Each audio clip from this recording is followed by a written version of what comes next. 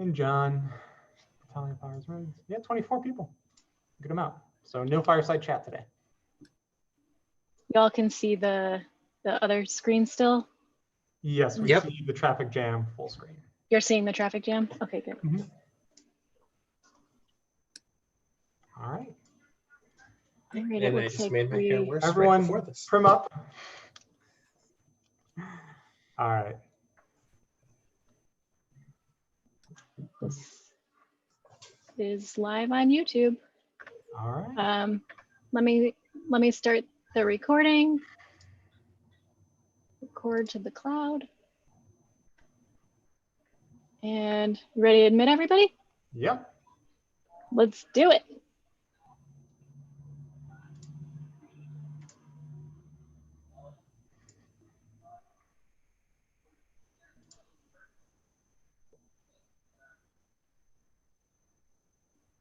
Hi, everyone. We're in the process of getting all set up for our first town hall. We'll start in a few minutes, but just want to let everyone know that we're here. We're excited to start the discussion with you guys. But whenever you run an online event, it always takes a few minutes extra for everyone to shuffle in. So we appreciate your patience as we wait just a minute or two for everyone who wants to join to have the opportunity to do that. So thank you.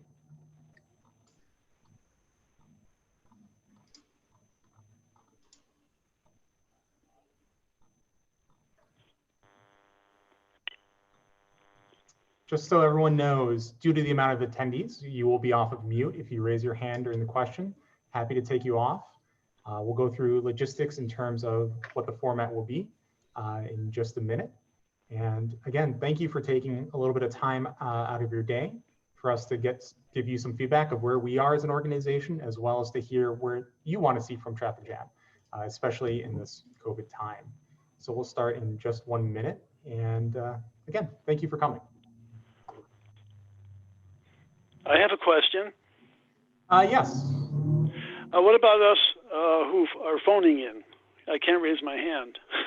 That's a good point. I will mute you and I will politely ask you to mute yourself.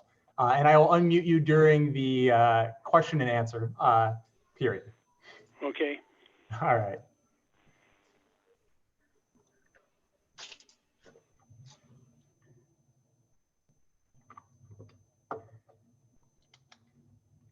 All right, so we are going to get started. In terms of logistics, we are going to kind of start with a short presentation on some of our initial thoughts, and then we are going to transition to a Q&A.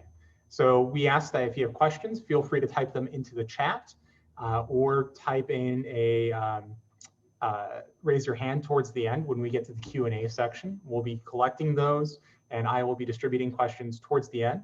If this needs to run over, I know a few of us are comfortable doing that. If you guys need to leave, no problem. We'll also summarize the Q&A as well as the session and make a recording available on YouTube in case you want to revisit it, or if people haven't been able to attend it, you want to spread this out, we're more than happy to do that. We are dedicated to try and be transparent as well as being community oriented. Again, we will unmute you one by one. 40 people, it's a little hard to manage, but we are going to kind of go through our presentation first and give you an update on where we are with an organization and kind of the ideas that we have. So with that, I'm going to hand it over to our president, Arturo.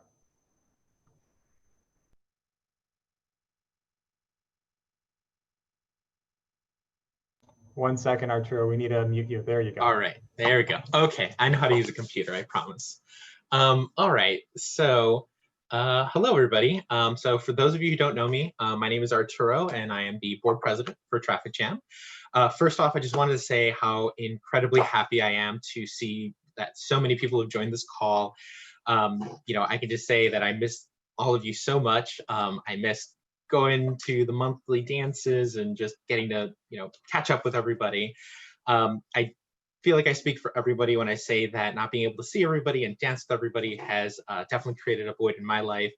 And in times like this, I think it's important to remember that the origins of swing dancing come from finding ways to, you know, express yourself and find joy when things are their toughest. So to that end, our organization decided that we should do as much as we can, you know, during the pandemic and with everything going on, to bring the community together and just kind of have everybody in one place. Like we kind of mentioned, this is really the start to a conversation. We may not have all the answers here, but we want to know where we should be heading and what people are thinking. The only way we're really going to get anywhere is by leaning on each other's strengths and learning from each other. So to that end, we've got, as Roman had stated, some presentations by our board members to discuss the health of the organization, some of the things we're thinking about going forward.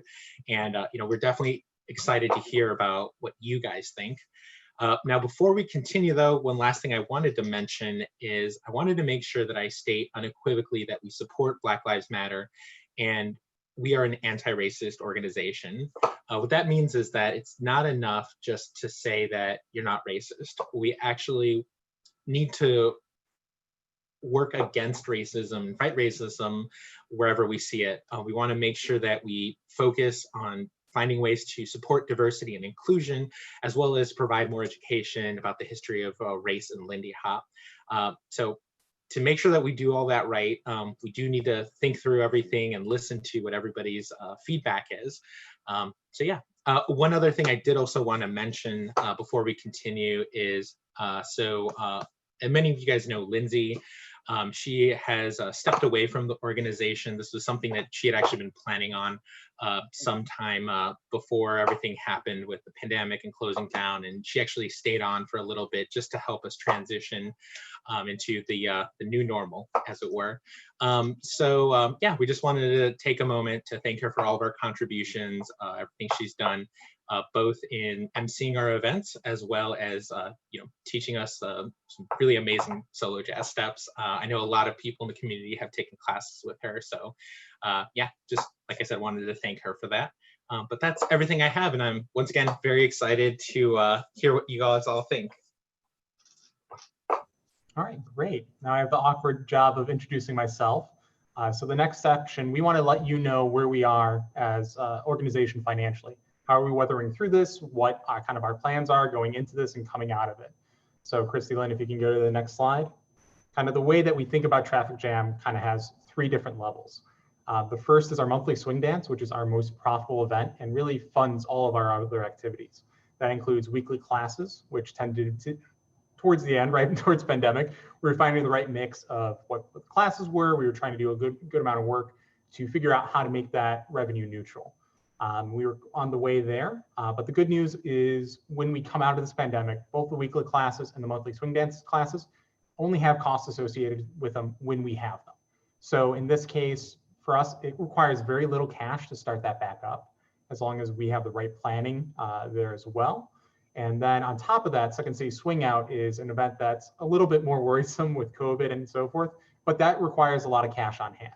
So as we come into this and come out of this, we're going to have to make decisions as an organization to, hey, is it more important to have a little bit more runway on the weekly classes or having a larger workshop, or do we want to try to put those resources towards Second City?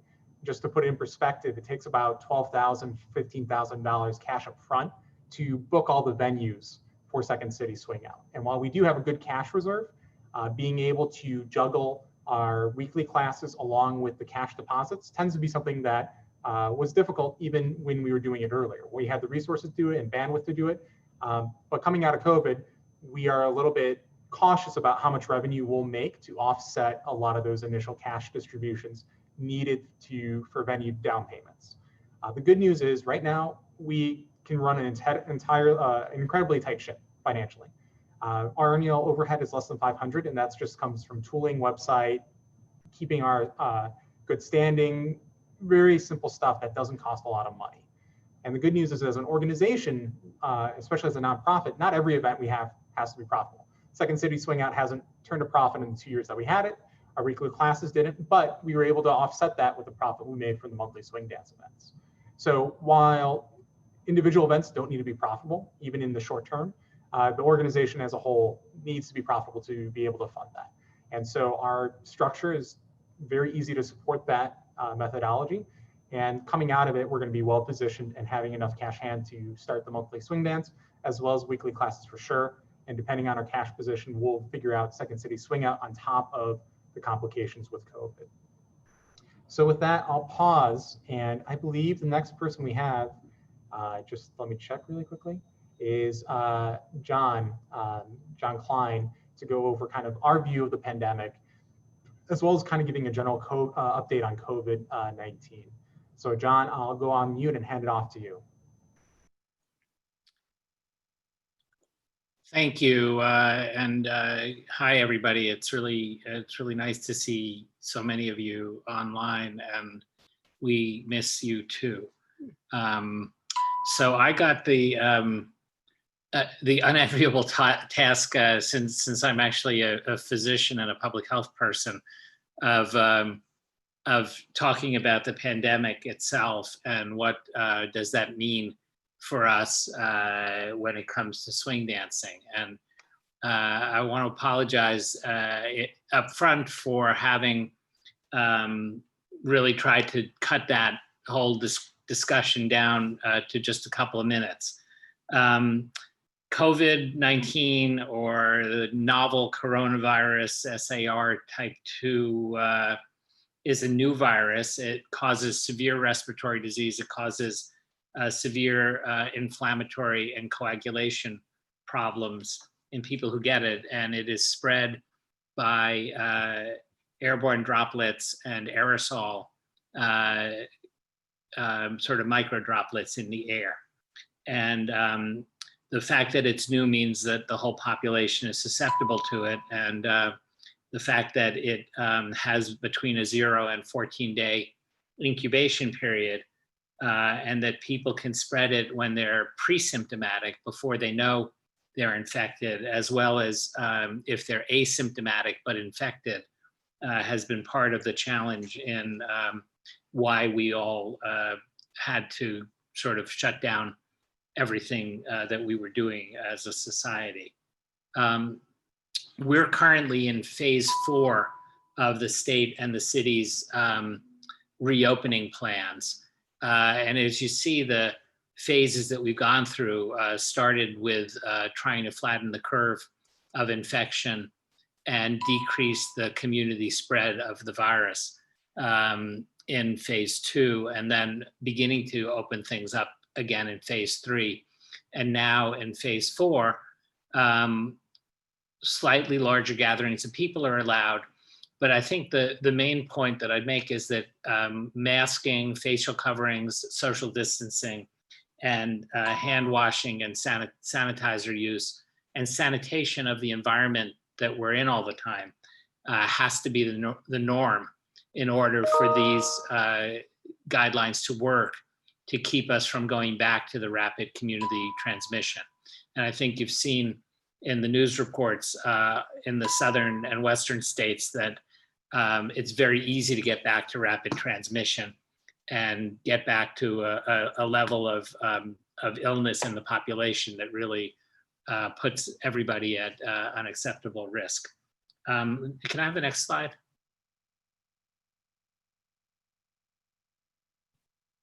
This just looks at the Illinois data. And again, you may be familiar with some of this, but we have more than 150,000 cases of COVID-19 in the state of Illinois. About half of those are in the Chicago metro area.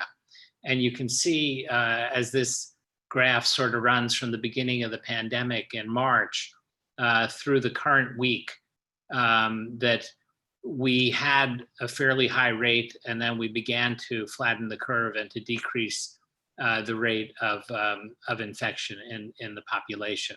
And these are new confirmed cases per day, each of those blue lines.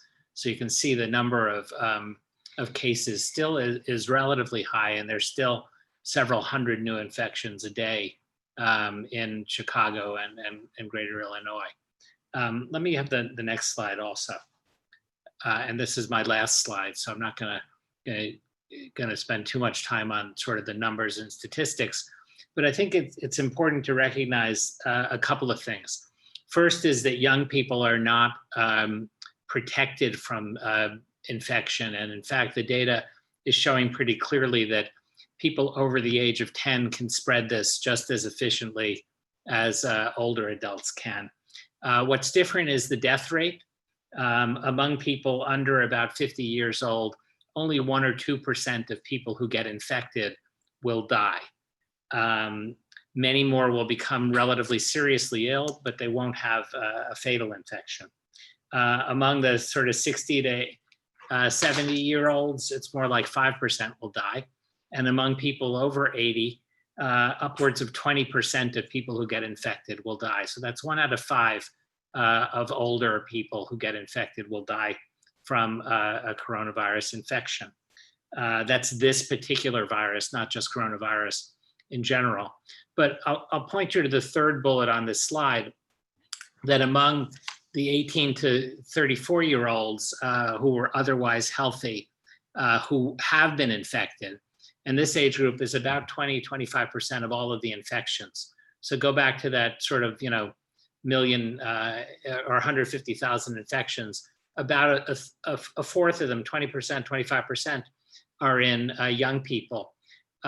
1 in 5 of these folks had not returned to their usual state of health, even several weeks and months after becoming infected. So this virus really messes up a lot of stuff that goes on with our lungs and with our circulation and with cardiac status, with the heart and other body systems.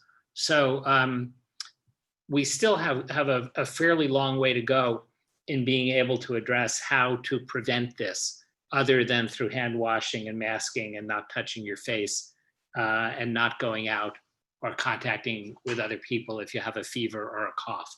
So let me talk about what this means for swing dance. I think you can take the next slide down.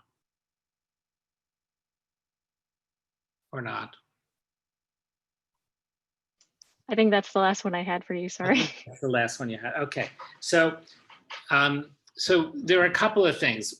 We will not go to phase 5, which puts us back in sort of normal activities, until there is a vaccine for this virus. There are about 30 vaccines in various stages of development. There are 5 vaccines that have progressed to the point that they are ready for sort of large scale, what the FDA calls phase 3 testing. So there are 5 different vaccines that will be tested in somewhere around 30,000 people each over the next several months. One of the vaccine trials that'll be, have Chicago as one of its sites, actually started last week. And at least 2, if not 3 of these vaccines will be tested in multi-site trials, which will include our population. And the feds and the industry collectively have already been investing in sort of what it will take to scale up a vaccine once it's demonstrated to be successful. So sort of the best case estimates is that we might have data on a vaccine's effectiveness by Christmas or New Year's, and be able to have it into production in the coming year in 2021. That's certainly what everyone is hopeful and optimistic about.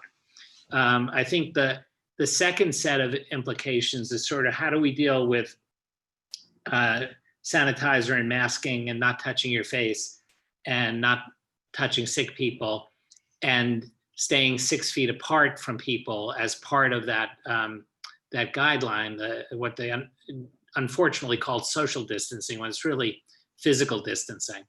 But how do we deal with that and still be able to think about dancing? And different scenes have done different things in terms of focusing on online teaching, focusing on solo movement that can be done with 6 feet distancing, and looking at ways to address either having outdoor lessons or having cohorts of people who have accepted each other's sort of bubble risk when it comes to dance. The guidelines for gyms and other physical activity settings are probably most applicable to the guidelines for dance. And it's interesting in the guidelines for gyms and health clubs, there's specific guidelines for martial arts activities, which probably brings us the closest to the kind of contact that people engage in in swing dance. And so the guidelines for phase 4 involve a testing strategy where people are able to be tested and know that they are coronavirus negative, and then are cohorted into groups that are less than 10 people in number, and that are static groups, where those are the only people that you engage in the activity with, and where groups don't have any intermixing for at least a 2-week period. No one actually knows if this is going to be a safe strategy. And certainly the testing and return to activity strategies that some of the professional and college sports teams have incorporated have resulted in infections entering those groups and people becoming infected, usually within a week or 2 of them starting. Because the problem is not the 10 people who test negative at the time they enter. The problem is, what are those people doing when they're not in the group activity? And so I think we're really in a wait and see position when it comes to, could we start group lessons, and what would our strategy be for testing and moving into sort of small group curated activities. I think until we see the rate of transmission in the community dropping still fairly substantively and not rising, we're still going to be in a position of not being able to hold even small, much less large dance events, unfortunately. So let me stop there. I'm happy to answer any questions. Happy to be a resource if people have questions offline as well. Great, thank you, John. So if you do have questions, feel free to drop those in the chat or raise your hand when we get to the Q&A portion. With that, we're going to transition to Megan to talk through safe spaces and kind of some of the initiatives that we've been thinking about as well. Hi, you all. So happy to see you all. Can you all hear me okay? Yeah, okay, great. I was having a little bit of technical difficulty, so just let me know. I want to start off by saying thank you for your time and energy during this time. We have had so many impactful moments this year. I'm feeling it. I imagine that we're all kind of sharing in our grief and pain. So yeah, it's nice to see you all's faces. It really does bring a bit of relief from all the chaos. So I would like to start off by saying I don't have all the answers. And traffic jam, I know, who would have thunk it? And the traffic jam board does not have all of the answers. So what I'm going to pose right now are just a lot of questions that we're going to consider in order to answer how can we make, and just a caveat, I live next to an alley, so you all may hear some cars going by. I'm going to pose questions that can answer how can we make the Lindy Hop community, the scene in Chicago, more inclusive, more intentionally anti-racist, more equitable for everyone.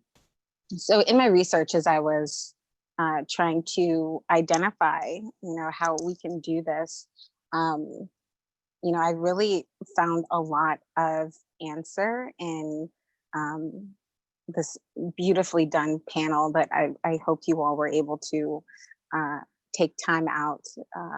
It was long, but I wanted it to go on more, quite honestly. It's from Move Together, Dancing Towards Inclusivity and Global Social Justice. They did a live panel on July 11th. I urge you all to witness these Black international dancers in the Lindy scene who are really talking about how we can be more inclusive and intentionally working towards social justice and anti-racism and anti-white supremacy, because it's ingrained in our community. It very much is. So, with that being said, we're all taking our own time to be reflective and try to be intentional. At least I would hope that we're all doing that. But this is a time for that. I'll say that I can be problematic. I can be a problematic Black person. And I think that, being kind of patient and kind to that person, to that part of you, is going to be very necessary right now as we consider how each of us as individuals can contribute to a more equitable space. So just know that everybody is doing their work. And so each of us is approaching this at a different stage of the process. So as long as we're being intentional and very thoughtful with our approach, I hope that we can do some good together. So in speaking about that, I was reflecting on many of the questions and comments that I witnessed in that Move Together panel. But one of them that really stood out to me, one of the questions that was posed about, how can the community move forward? What are the next steps? Is, are we doing good? Are we doing good or are we doing harm? So I would like for us to really consider that. How are we perpetuating white supremacy? How are we being intentional and advocating for anti-racism? And how can we continue to uplift that and maybe even be more direct and intentional in it? So really considering how, as an organization, we have such an influence in the community and thus have a great responsibility to be leaders in the community. And I think that we have made beautiful efforts in expanding diversity, making sure that people know the roots of Lindy. I know that John and Lindsay very much hold that true to their heart, and it has come through in their teaching and in their intentions in the classes and in the dances that we hold. But yeah, how can we do more? Really considering that. I was looking at our mission, and I'll read our mission to you all. Traffic Jam's mission is to promote the education, history, and culture of swing dance in Chicago by organizing events, including but not limited to regularly occurring dances, classes, and weekend workshops. Yeah. So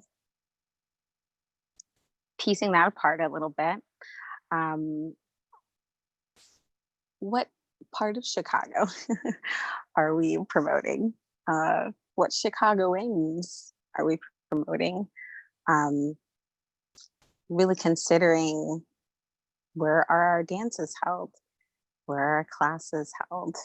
Where are our events held? What outreach are we doing? And these are all questions, because I'm like, I know I'm not walking into, this or that a dance studio and saying, come through.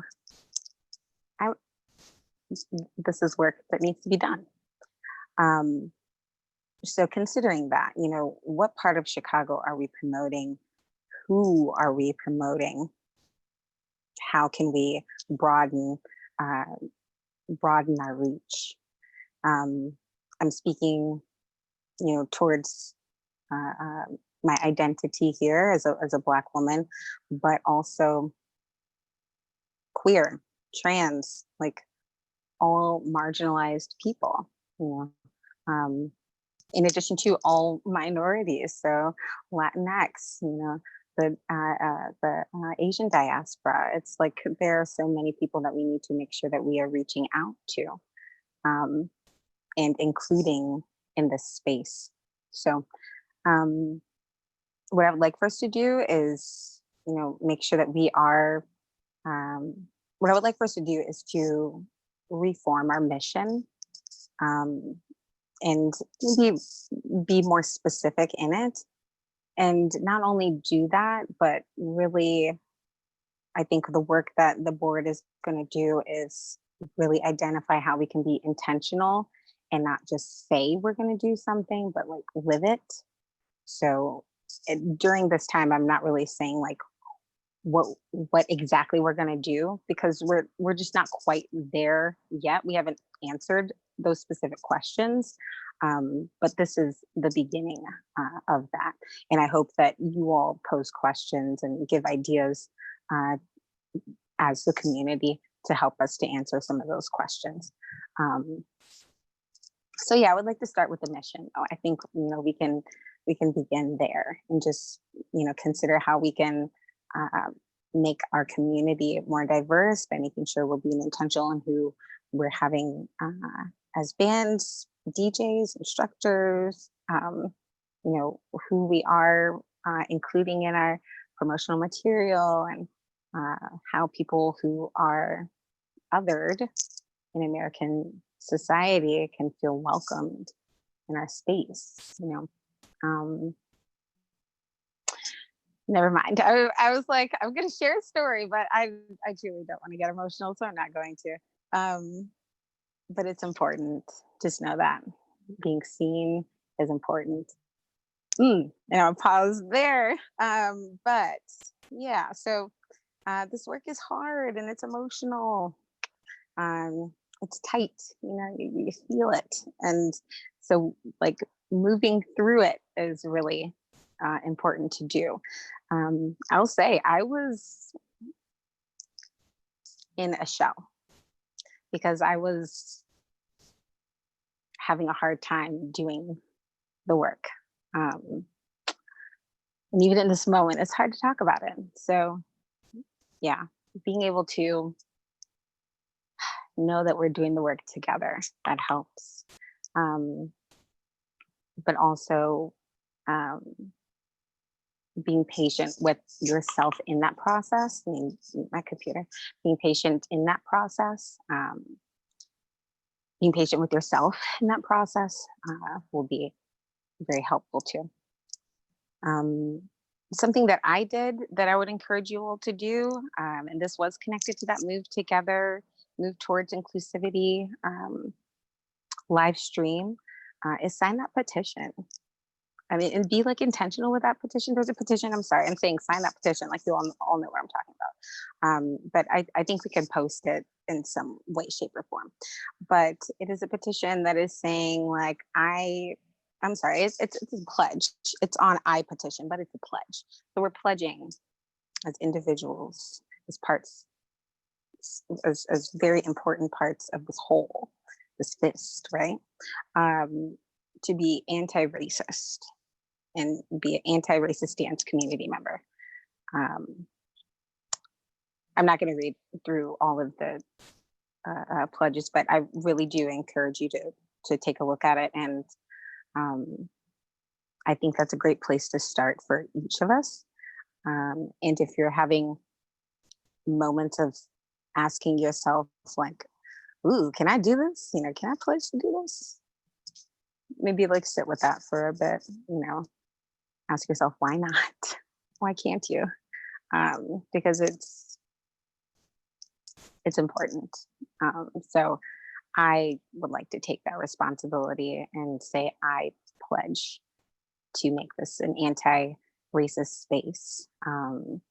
And yeah, I know that the board members want that as well. I know that the teachers want that as well. I know that the beautiful community that we're a part of wants that as well. So I'm saying like each and every one of you wants that, you know, but I'm hoping, you know, so, you know, I'm hoping that that is something that we can do. So specifics, you know, those are ahead. I know that we would like to have, you know, a panel on being more inclusive and anti-racist agendas specifically, and that is in the future. But yeah, I would say that those are the questions that we would like to answer, and that's where we're at today. All right, Megan, thank you so much. I know that this is, as you mentioned, it's sometimes hard to share things, and I appreciate you opening up and taking care of this conversation for us. So with that, I'm going to hand it over with Arturo, kind of going over our future planning. This is kind of, again, our ideas. And then from there, we'll shift to the Q&A. And if you do have questions, please put them ahead of time in the chat. It lets us give us a little bit time to answer and figure out who's going to be answering that. Either on YouTube is fine. Within the chat, we're monitoring that. The chat here, or again, raising your hand. But I will ask that you put questions in chat ahead of time if possible. Thank you. Arturo, back to you. All right, great. So you guys get to hear my voice yet again. So first off, I just wanted to say, Megan, thank you so much for taking charge and really sharing all of that. Like Megan said, it's not easy, but it's important, and it's important that we have these conversations and recognize that they're going to be difficult. We're going to find stuff about ourselves where we're like, oh, I don't really like that about myself, but it's, that's how we find things that can change. Also, one thing I just want to mention is Desiree in the chat added, first off, a very useful link to the Move Together petition, but also if anyone's interested in getting trained as a Move Together ambassador, who to contact for that. So something you might want to check out. So anyways, in terms of what we have planned, we're still kind of working through things just because we're trying to figure out what we can do, what we can't do. But a lot of it is also trying to figure out what the community wants, what you guys are looking for and want to participate in or don't want to participate in. Because at the end of the day, the reason we do this, the reason we are a board and we have this organization is for you guys. Some of the things that we are tentatively planning out is first off, for those of you who know Bob, I think everybody knows Bob, but he has this wonderful talk he's given before about the history of swing music and some of the, basically where it came from and some of the really important figures in that history. And so he's going to be giving a talk for us in regards to that. We're still figuring out details, logistics, and all of that, but we'll definitely keep you posted. We also do have a social justice educator that we are trying to work with so that we can figure out kind of a good format for a panel to help with furthering a lot of the important education that we want to provide. And then probably maybe later in August, possibly later, I'm not 100% sure the timing for that part. We want to have another social. I don't know. I think a lot of you may have already attended the first social that we had. So just something we want to, keep going, keep doing, just to hear some really great music and all that good stuff. In terms of other things that we're planning, there's a lot of things that are in flux, a lot of ideas that we're seeing, well, if this is going to work or not, or, what do we want to do? One thing that we are thinking about, and we may need to gauge how many people want to be involved, is having a community crowdsourced solo routine. So something where we have a lot of community members who want to, try their hand at choreographing, or maybe have choreographed a little bit, give 4/4 counts of a song, and stitch it together so that we truly have not just like a Chicago solo dance, but like a Chicago solo dance that the community created. That obviously is going to be a lot of logistics and figuring that out. So yeah, but those are kind of the ideas that we're starting with. As we've said, I think 8 times at this point, we don't have all the answers. We don't know exactly how we're going to be doing everything, but we want to hear your input. I don't know, maybe we could do like a survey or something to see what you guys are all interested in. Yeah, so but that is all I've got, Roman, so back to you. Great. So now we're going to start our Q&A session. And so I think probably one of the easier questions to ask is was dropped in the chat, was asking if Traffic Jam is considered replacing our safe spaces policy with a code of ethics that agree to. Personally, I think that's a great idea. I think that's something that we can easily implement, but we do need to work through what that means, as well as the legal ramifications behind that. So I do think it's something to work towards, and it's definitely something to look into. In terms of the underlying values of Traffic Jam, Arturo, would you mind taking this one? Sure. You know, I don't think we have, you know, a bulleted point of like, all right, these are all the things that we believe in. But, you know, I would say, at least, you know, speaking for myself, I think it is very much about celebrating this dance, but allowing, creating a space for everyone to celebrate this dance, this beautiful art form, really, this beautiful American-made Black art form that we all enjoy, and finding a way to make sure that everyone feels equally included in that, and also equally able to, you know, participate, grow in it, help, you know, influence us, and you know, make this a stronger scene as a whole. Yeah, I think that's, if I had to like summarize everything in one way, that'd probably be how I would do it. But you know, I think that these conversations are really good, because sometimes when you're, you know, ask questions like this, or you're talking about things, you realize, well, oh, this is something that I you know, care about, or this is something I want to focus on, or, and sometimes those things change and develop, and you know, you refine them. So yeah, but I think that that's an excellent question for us to answer and really think about. So that's where I will leave it. Is just kind of a, I guess not a period, but a semicolon. I think that's how English works. Yeah.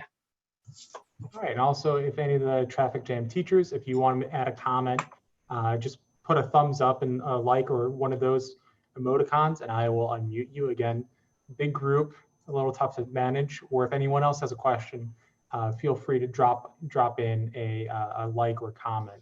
So one of the questions that we do see coming up through email around that is around, actually, Bob, you just dropped the question, so I will unmute you, and why don't you ask that? Oh, geez. I I didn't. know, on the spot, on the fly, right? Oh, man. It's something I thought about for a while, but it, like, with the concerns and safety that everyone has, I'd be curious to hear what people's thoughts are. Do dance events come back, and under what parameters, and what is it classes? Because I know, like, a lot of people, like, I barely feel cool going on a public transit, train, or bus sometimes, depending on who's on it, let alone going to an event with 50 to 100 people. Like, it's hard to imagine being at one of those now, which is crazy. So I know that's a big picture type of question, but part of me has wondered, since this hit, like, does it come back, and under what parameters, and how long till it gets to that point? Yeah, I think that's a great community question. So we're kind of going to go a little bit off script. If you do have a comment, type it in the chat. I will unmute you, and we'll take 2 or 3 people. Talk about kind of how you feel in the community, what you'd be comfortable with. Because again, we are trying to serve the community, and this is something we want to hear about. I think that's a great question, Bob. So thank you for speaking up. I'm going to put you back on mute and open it up to if anyone wants to answer that question. Roman, I just suggest people can put their little hands up in the chat. Yep. And then they don't have to type it if they'd rather just say it. All right. Well, we can come back to it if no one wants to volunteer. I don't feel comfortable volunteering someone to answer. But Gary, I think says he's feeling a little uncomfortable with the dancing as well. And again, Desiree, great point. Do you want, I'll take you off mute and give you a few seconds to chime in here. Oops. There we go. Sure. I was also just going to say, so I've heard that we roughly have, like, normally in swing dancing, a roughly 25% turnover every year, which makes sense. People have babies and different reasons they can't dance. So we need to think about, if we haven't had beginners in a year, that means our population is going to have naturally just gone down 25%, even without concerns about COVID. So we're going to have to really start thinking about, like, completely rebuilding the community, completely, like, rebuilding a beginner community to build it back up. All right, great. I think that's a great point, and that's something we're all going to have to struggle with. And so, Des, I appreciate you jumping on and representing the Balboa scene as well. Does anyone else have any other questions or comments? It looks like Andrea had some questions about the possibility of outdoor classes. So Andrea, I'll unmute you. And if you want to ask that in person, that's totally fine. If not, I'll ask John, or if one of our teachers wants to kind of give their feelings on how they feel, if that's comfortable. And again, this is meant to be a conversation. So I do want folks to chime in, ask questions as well. So Andrea, I'll hand it to you. Yeah, I was just wondering if we could financially make it work to do outdoor solo dance classes or some kind of activity together. Yeah, absolutely. So would you prefer it to be a class, a social, a combination of the two? Something like that, even if it's that we all got together and did something like a class and then some kind of socially distanced picnic just to connect and maybe even take on some of the topics and work that Megan was talking about.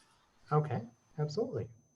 So you would prefer in-person events, virtual, a combination of the both, but it sounds like you want to do something in person. Outdoors. I don't mind. Okay. All right, so we'll take that, and that's something that we'll definitely start exploring more.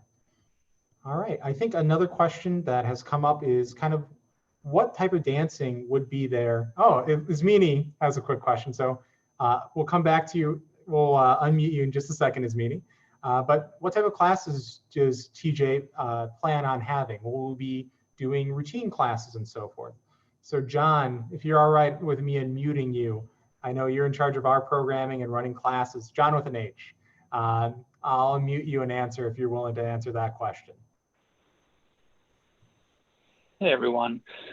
I think because of the complications that Desiree kind of focused on, we're definitely going to have to be careful as we gear our classes. I think we have both limited, time and resources, and we're definitely going to need to start rebuilding the base, beginner population of the dance. As far as upper level classes, we were, as we transitioned, only in our third month, but we had done some workshops at higher levels.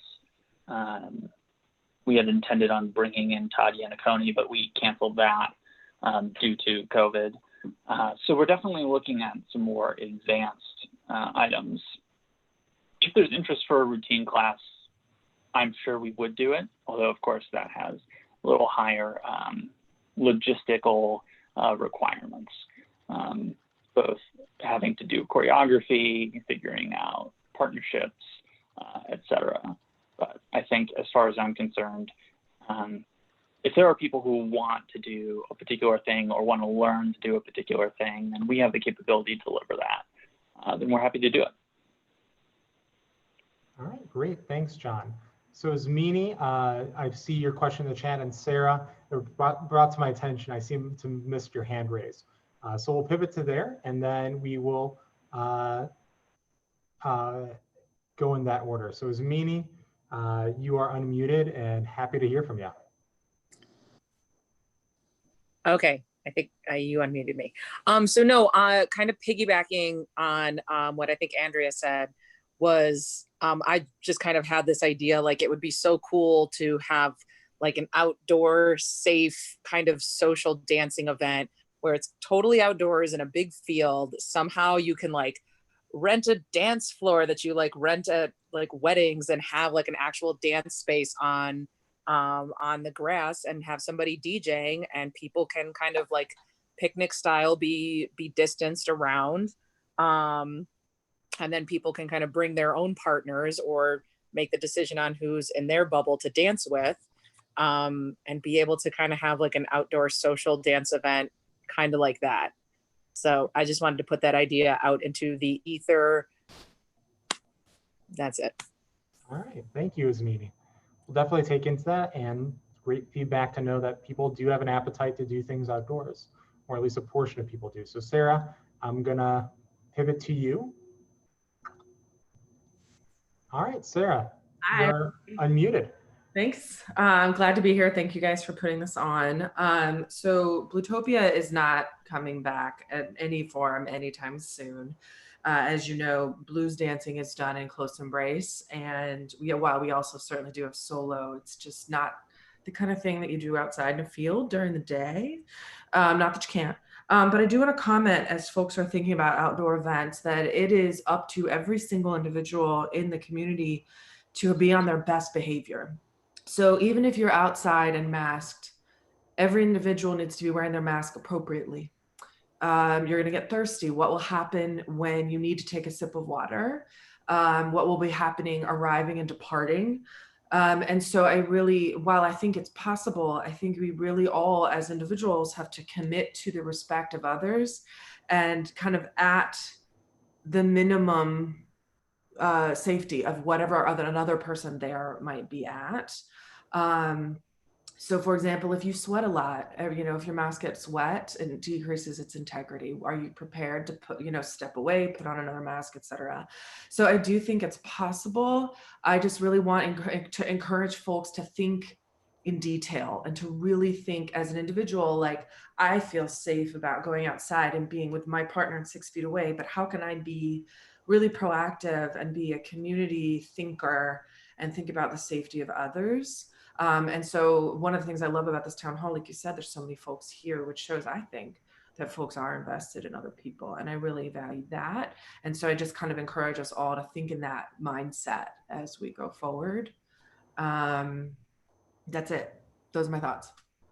All right, great. And so again, I think my personal view, and just to chime in my 2 cents, if anyone wants to have it, is you got to go with the lowest common denominator of what the safest person has in the group. And again, it's hard to find that. And again, I think that's something to try to navigate, and that's a lot to figure out. And we're not going to figure that out tonight. We're on this call, but let's start the conversation. Let's start talking about it a little bit more. If anyone does have any additional questions, if not, I'm going to go back to my little spreadsheet that I'm here tracking comments and questions. Does anyone else have any questions, or do you want? Or I promised our call-in user. I will unmute you to see if you have any questions. Yes, hi. This is Greg. I really don't have any questions. I'm just wondering when the traffic jam will be able to resume. It sounds to me like, from what I'm hearing and the research that I'm doing, that it won't happen until probably June. I'm kind of concerned about that. I like the idea of being outside, social distancing at a picnic or other type of social event. That could be sooner. But of course, we have winter ahead of us, so it's not going to happen then. That'll probably, the soonest that would happen probably would be spring, I would guess. So I don't have anything else to say. I'd like to hear some kind of response to that.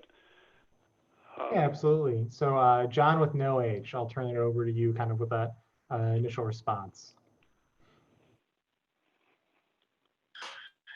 I think I think a couple of things. First of all, we have whatever level of restrictions that the city or the state put on us in terms of gathering, and whether we can actually have events. I think I don't know, Susan, what do you think? I don't think it's going to be before then. Again, let's see what happens in January when the first wave of these vaccine trials, how they're going to look. Yeah, I mean, I think if community transmission drops to the point that we're measuring new infections, in single digits or in a small dozen or two, which is the case with what happened in some of the Asia Pacific countries and has happened in some of the Western European countries that really did, a countrywide shutdown for 5 or 6 weeks. You still wind up with outbreaks and you still wind up with some transmission, but it becomes safer to have events where the likelihood of having somebody who's infected is much, much lower. Right now we're just not there. Right now we're in a point where individual states are, setting quarantine rules for neighboring states. We're on the list for New Jersey. If you come from Illinois to go to New Jersey, you're supposed to quarantine for 14 days. Milwaukee and Wisconsin is on the list for Chicago. You know, if we don't wind up with less of a patchwork and more of a real dedication to ending the continued transmission, then we're not going to be able to begin to really open up activities that require people to be face to face. I think the big experiment we're going to have is what happens with schools this fall, and not just the elementary and secondary schools, but also what happens with the colleges and universities, because you're going to be bringing young people who are going to be more likely to be asymptomatic but infected back together. And so far, the evidence is that when you bring groups together, it results in transmission. So I think if we can get to a point where the underlying population rate is low enough that you can bring groups together safely, then we could start to talk about how do we bring some small groups back together for lessons, and how do we do it in large enough space that we can ensure that the at least the risk is as low as possible. All right, and we have a follow-up question to that one. When vaccines are readily available, are you imagining that attendees would all have to be recovered or vaccinated to attend? So I think this gets at the issue of what creates herd immunity. And most estimates are that you need about 85% of the population to be immune to have a decent herd immunity and stop the transmission. And you can either get there by getting people infected, or you can get there by getting people vaccinated, and therefore they have immunity from the vaccine. The current penetration of the virus into the population is still only somewhere between 1% to 7% of the population has been infected. And that basically means that we'd be living with a situation wherein now, probably for upwards of 2 or 3 years before people would get to a herd immunity state based on natural infection rates. The main reason for flattening the curve was to not overwhelm the healthcare system, because without hospital beds and without intensive care beds, a lot more people would die from this. And so that flattening is slowing the progression to herd immunity, but it's also making it possible to not have more people die. It's not really good news in terms of attendees being recovered or vaccinated, but I think the likelihood is going to be much greater that we're going to wind up with people vaccinated and or able to prove that they're not infected to be able to participate in group activities. All right. Yeah, and I think one of the things that's frustrating for me personally is just the lack of information, lack of knowledge. We're going to be dealing with this uncertainty for quite some time. Again, if you do have questions, feel free to drop those in the chat. That's a lot easier for me to monitor than 42 people raising hands. But some of the other questions we have is around how can we stay connected during this time? Some suggestions that came up was around possibly book clubs, an outdoor event. So with that, I'll pause. If any one of our teachers or anyone else has some ideas or suggestions, happy to unmute you. Just drop your name in the chat and I will be sure to take you off of mute.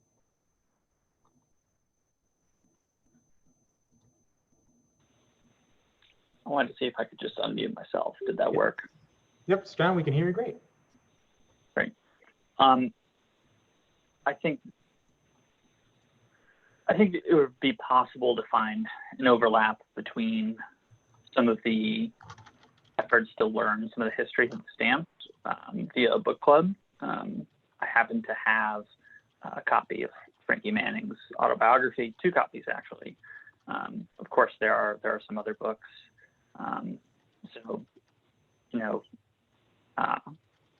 I also want to say, like this is a community, and we happen to be leaders of an organization. But if anyone wants to gung ho do that themselves, you should feel absolutely free. I am more than willing to participate and lend my books.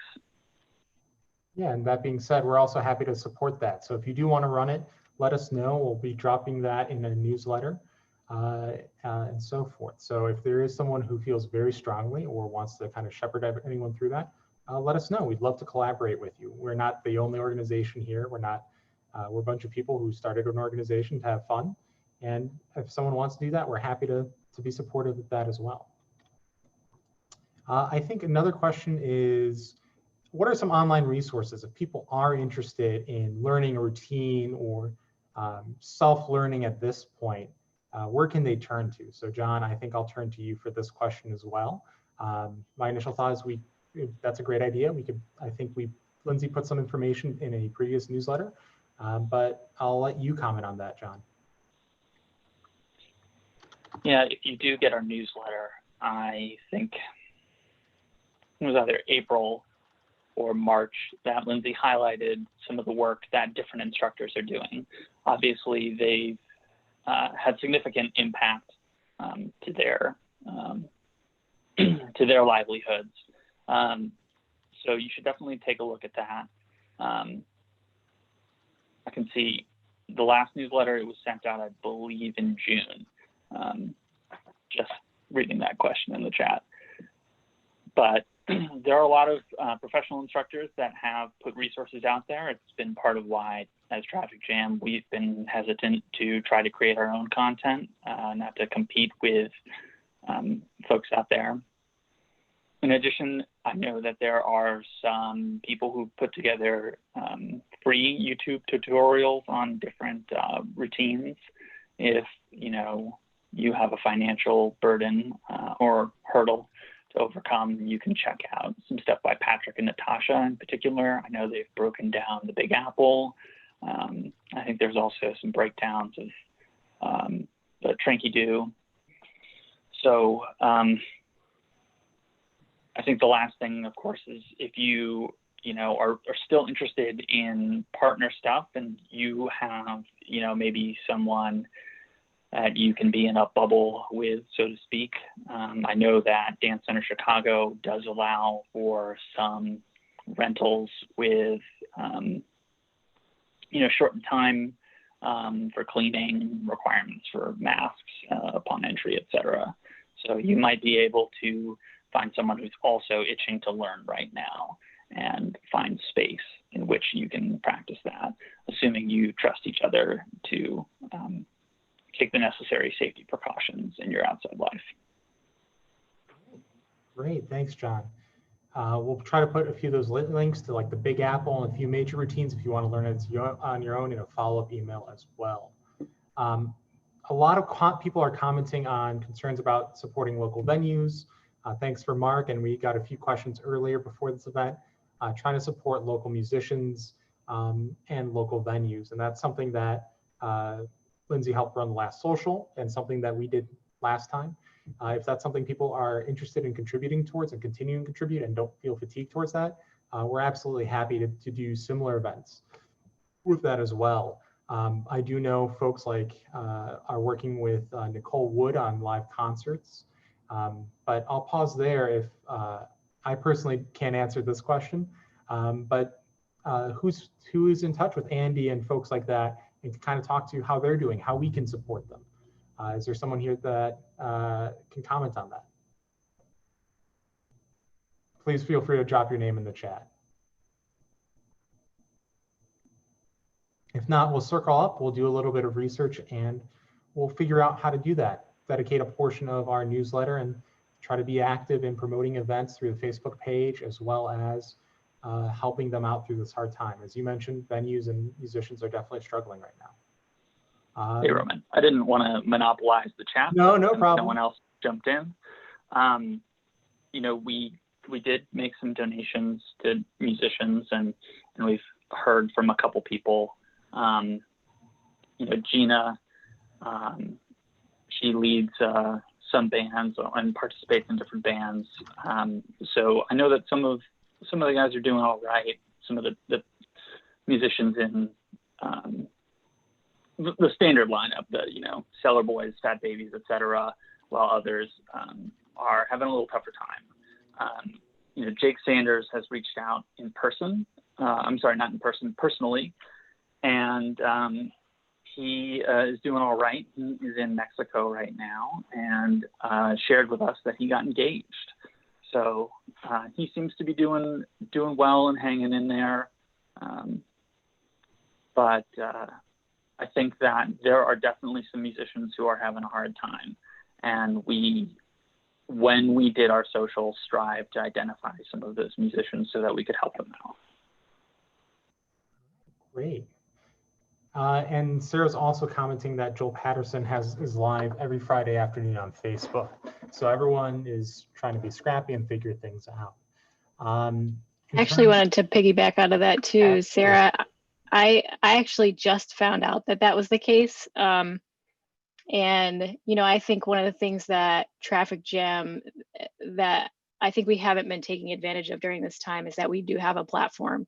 And if we know of things like that are happening, we can help promote those things as well and get more traffic to them to help them out as much as we can.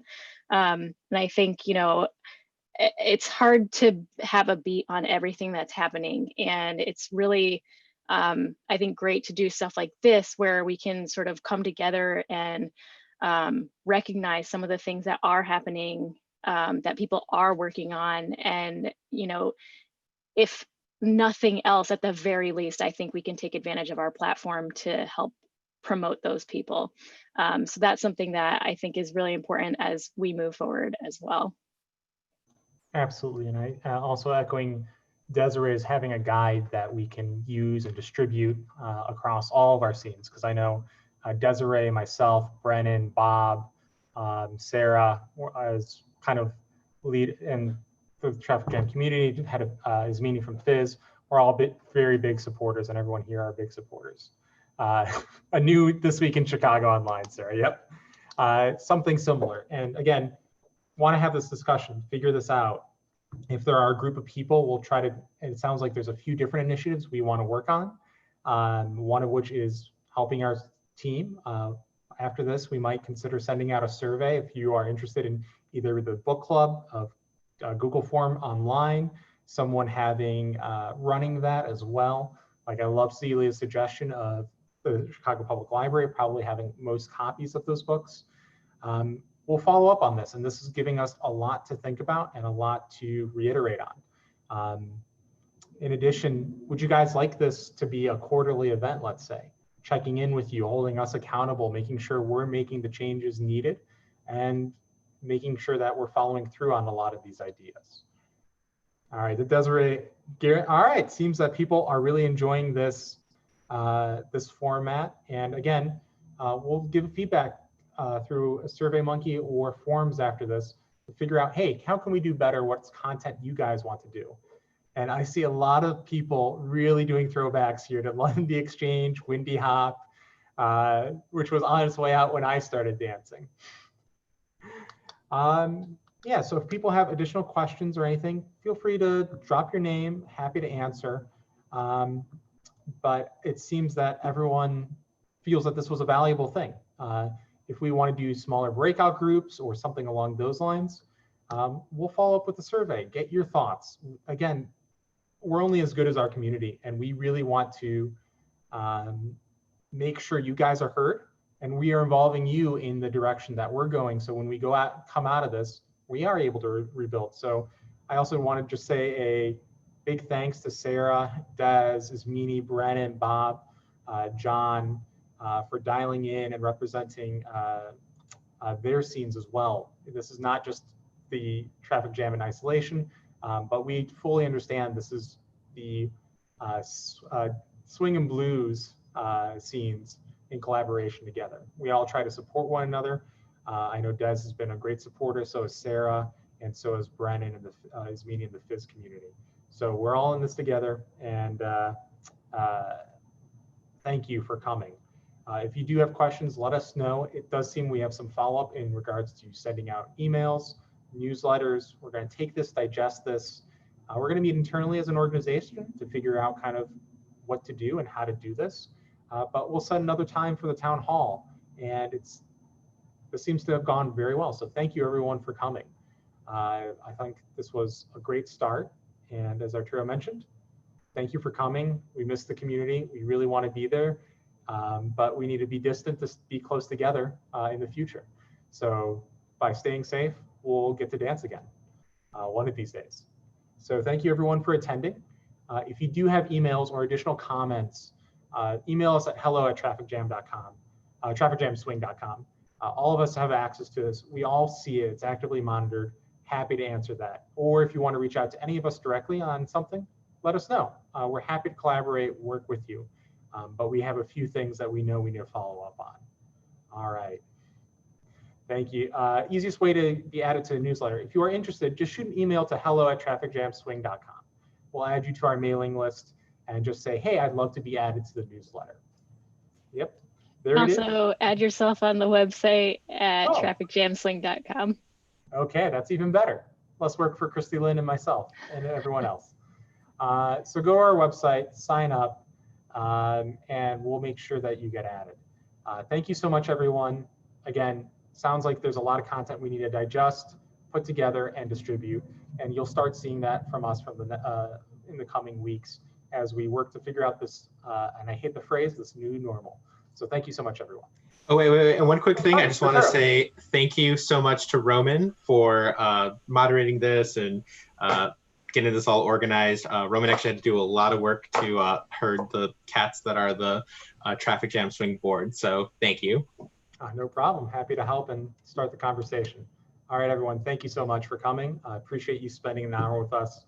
And it sounds like we're going to be doing this again in 3 months and working with everyone offline on some of these initiatives. Thank you.